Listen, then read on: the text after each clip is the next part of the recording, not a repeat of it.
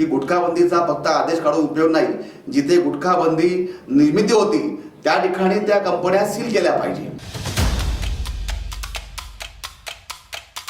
अनेक युवकांना तोंडाचा cancer, जिभेचा cancer आणि घशाचा कॅन्सर, फुफ्फुसाचा कॅन्सर असे अनेक कॅन्सर त्या माध्यमातून, गुटख्याच्या माध्यमातून, मावाच्या माध्यमातून होत असतात.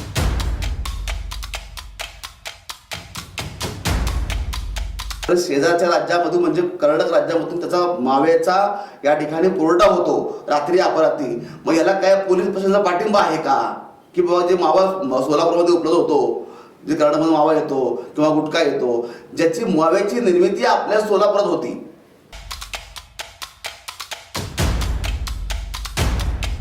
सोलापुरामध्ये आणि महाराष्ट्र राज्यामध्येच मला वाटतं की त्या ठिकाणी गुटखाबंदी आणि मावाबंदी झालीच पाहिजे.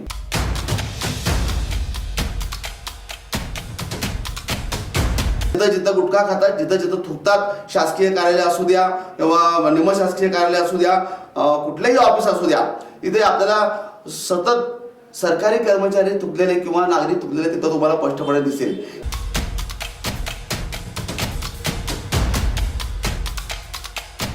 ते स्वतःचं घर विकले, सोनं विकले आणि त्या मुलासाठी इतक्या भयानक परिस्थिती, लोकांपासून कर्ज काढला, घर विकला, सोनं विकलं, पण त्याच्या कॅन्सरची गाठ कमी झाली नाही. मग पानटपऱ्याची कारवाई आपण सुरू केलेली आहे की दिसलं तरी कारवाई करा, पानटपऱ्यात बंद करा. पानटपऱ्यात गुटखा कुठून येतो त्याचं शोध केली पाहिजे, त्याच्यावर कारवाई झाली पाहिजे. सुपारी कुठून येते, कारण त्याच्या बंदी असताना कुठून येते.